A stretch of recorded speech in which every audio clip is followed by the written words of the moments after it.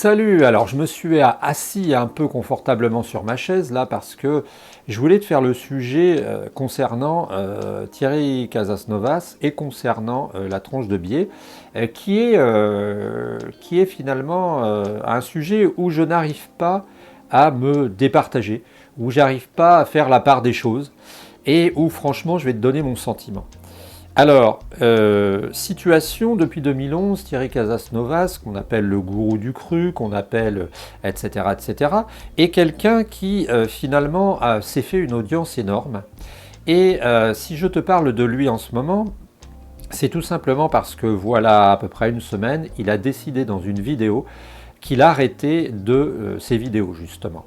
Et c'est quelque chose quand on le connaît qui est assez surprenant parce que Thierry Casasnovas est quand même quelqu'un de charismatique, c'est le moins qu'on puisse dire par rapport à d'autres, hein. J'ai vu des gens qui vendaient entre guillemets la même soupe mais qui n'avaient pas le même charisme et il est tellement charismatique qu'il a réussi à mobiliser 500 000 abonnés et qu'il a à peu près l'équivalent de 100 millions de vues, je crois. L'équivalent d'un mois complet de vidéos pour quelqu'un qui voudrait profiter des ressources de sa chaîne. Alors ce qui lui est arrivé, je la fais un peu rapide, ce qui lui est arrivé, c'est que Thierry Casasnovas, depuis quelque temps, est dans le collimateur, entre autres, d'un organisme qui s'appelle la Miniluve ou Miniville, ou je sais pas quoi, Minilude, et qui est en fait un organisme qui lutte contre les dérives sectaires, qui identifie les dérives sectaires. Ça, je crois que c'est un organisme de l'État. Et il y a eu 300 ou 600 plaintes contre cette personne, contre Thierry Casasnovas. Et puis, suite à ça, eh bien, il y a eu une sorte d'emballement médiatique qui s'est passé. Et Thierry Casasnovas a été sous le feu des critiques, a été sous le feu de la critique populaire, et il s'est retrouvé populaire, c'est pas évident, hein. Populaire, tu vois, plutôt la critique des journaux. Il en a pris plein la gueule et il s'est retrouvé finalement dans une situation avec, d'après ce que j'ai cru comprendre, un ou deux procès pour exercice illégal de la médecine, plus ou moins. Il s'est retrouvé obligé, hein, de se protéger parce que c'était plus possible et parce que il fallait qu'il fasse face. Je crois aussi que dans sa vie personnelle, ça a tourné un peu au vinaigre parce qu'il n'a plus la garde de son fils. Donc tu vois que, comme il explique dans sa vidéo, il a été mis en échec. Alors moi, je ne vais pas me prononcer sur le bien fondé de Thierry Casasnovas parce que certaines personnes lui reprochent des choses en tant que médecine, et moi je ne suis pas compétent. Je ne suis pas compétent pour te dire si Thierry Casasnovas est justement un charlatan, un imposteur. Je ne suis pas compétent parce que je ne suis pas médecin et que je ne connais pas les détails, pour être franc, de cette histoire, et que je ne suis pas capable de juger du bien fondé de ce que dit Thierry Casasnovas. Tout ce que j'enregistre, c'est qu'il est parti et qu'il se retire de la vie publique, tout en laissant ses vidéos, parce qu'il a le droit, ça, il a eu 2 avertissements, le 3e on faisait sauter sa chaîne vidéo, il l'a gardé, et tout finalement en supervisant d'après moi un peu de derrière les formations. Ça, c'est pour Thierry Casasnovas. Pour la tranche de biais, j'avoue que j'avais un sentiment négatif vis-à-vis de Thomas, je crois, hein, c'est Thomas, parce que je pensais que c'était quelqu'un qui avait profité pour surfer, profiter de l'effet Casasnovas pour surfer sur la vague et pour bien se faire de l'audience, un peu comme je pourrais le faire maintenant. Et en fait, je me suis aperçu que je ne pense pas. Je pense que Thomas de la tranche de biais, c'est quelqu'un d'authentiquement honnête et qui cherche à rétablir une certaine vérité. Et tu vois que là, je suis pris entre les deux. Je suis pris entre deux feux parce que je me suis aperçu que j'ai de la sympathie pour les deux. J'ai de la sympathie pour Thomas parce qu'il a grandement contribué avec l'extracteur, un collectif, il a grandement contribué à mettre à terre Thierry Casasnovas. Je crois même en appelant contre lui à se plaindre auprès de cet organisme, des dérives sectaires, sur les dérives sectaires. Et dans un autre sens, j'aime beaucoup Thierry Casasnovas. C'est-à-dire que Thierry Casasnovas ne parle pas que du cancer, Thierry Casasnovas ne parle pas que de termes techniques, Thierry Casasnovas s'exprime aussi sur des conseils qui peuvent être parfois de la naturopathie de base et qui me paraissent sympas. Et j'avoue, pour être totalement honnête, que mon cœur balance. Finalement, mon cœur balance entre les deux options, les deux manières de voir. Et je suis resté attaché affectivement à Thierry Casasnovas. J'ai eu l'occasion de lui envoyer un ou deux mails il y a quelques années. C'était à l'époque où il était moins connu. Et je lui avais même posé à l'époque la question de savoir la question de l'argent. Je lui avais dit, mais oui, et il m'avait répondu, écoute, je crois qu'on a en France un problème avec l'argent. Et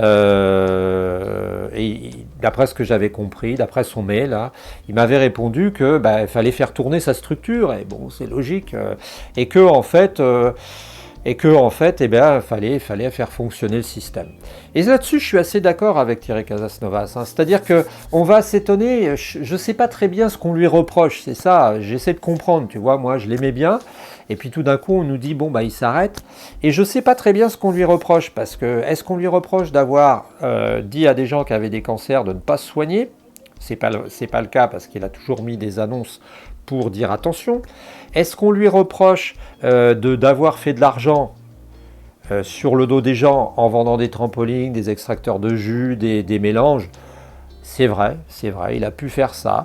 Mais ce qui me choque, moi, tu vois, c'est que si ton voisin, tu le vois passer à côté de chez toi et qu'il a une énorme BMW ou une énorme Jaguar ou une énorme, même une Bentley, on va le dire ça, et qui fait du business, tu vas le voir passer, tu vas dire respect.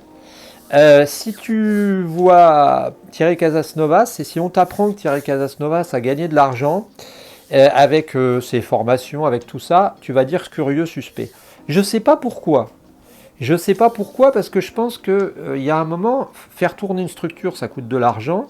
Et puis ce type-là a bien le droit de profiter. On est tous à avoir des travaux, des métiers, on est tous à avoir des emplois et on gagne de l'argent. Alors c'est sûr que Thierry Casasnovas, il gagne de l'argent, beaucoup sans doute. Mais moi je te dis franchement, si j'avais une chaîne qui avait 500 000 abonnés, je commencerais à me poser la question de la monétisation, comme on dit vulgairement. Donc voilà ce qu'on lui reproche. On lui reproche aussi jusque-là d'avoir brûlé sa grange. Alors je ne sais pas.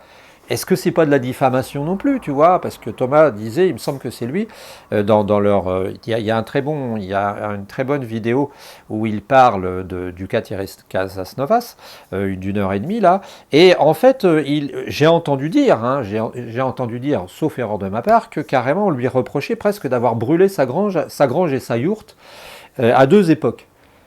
Moi, je sais pas, mais c'est quand même des faits impressionnants. Donc moi je me dis, je vais te dire mon sentiment par rapport à Thomas et par rapport à Thierry. J'ai changé mon sentiment par rapport à la tranche de biais. Je trouve que c'est une manière de procéder qui est très intéressante. J'avais parlé des sceptiques du Québec et c'est un peu sur le même principe.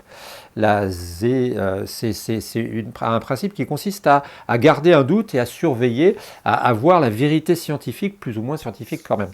Et ça c'est intéressant, c'est super intéressant. Donc Thomas, bravo, continuez. Ce qui me gêne un peu, c'est que j'ai eu l'impression, moi, que ça a été la curée, quoi. C'est-à-dire qu'avec Thierry Casasnovas, ça a été voilà, on va en mettre un coup de plus, etc. Puis on a mis à terre la personne. Bon, si vraiment Thierry Casasnovas, au fond de lui-même, et ça je ne peux pas te le dire, tu vois, si vraiment c'est un salaud, si vraiment il se fout des gens, et son seul but c'est vendre des extracteurs de jus, là c'est vrai que c'est normal qu'il s'arrête. Si on lui reproche des trucs dont on n'est pas sûr, et si on lui reproche, entre autres, l'exercice illégal de la médecine, dans ce cas-là, laissons les procès se faire, et puis voyons ce que ça va donner. Moi, j'aimais beaucoup Thierry Casasnovas, j'aimais beaucoup l'entendre, l'écouter. J'étais pas un fan, mais de temps en temps, je me faisais une petite vidéo de Régénère, et je voulais dire simplement ma déception, l'impression d'être un peu, alors on va pas dire orphelin, mais c'est impressionnant quand à la fin de la vidéo, il te dit oui, voilà. Passer une bonne vie, etc. Maintenant, ce que j'en pense, c'est que voilà, j'ai été simplement un peu déçu. Maintenant, peut-être me suis-je fait manipuler, hein, c'est possible. On verra ce que donne la justice. Et puis on apprendra peut-être de vraies nouvelles, hein, qui nous diront peut-être ça. Pour moi, si tu veux, ça regarde plus Thierry Casasnovas que nous, parce que moi, je me sens pas lésé de l'avoir regardé, je me sens pas lésé à un moment de m'être abonné, d'ailleurs, je ne me suis pas désabonné. Et quant à Thomas, bah, voilà, je trouve qu'ils font œuvre d'utilité, c'est très utile leur système là. Et puis, bah, c'est bien de garder, on va dire, une sorte de veille, hein, pour avoir toujours, pour éviter les dérives. Voilà, bah, c'était mon sentiment mi-figue, mi-raisin sur Thierry Casasnovas. Entre les deux, tu vois, déçu et puis bah, bravo Thomas, voilà, c'est la morale du truc. Salut Thierry et puis salut Thomas. Voilà.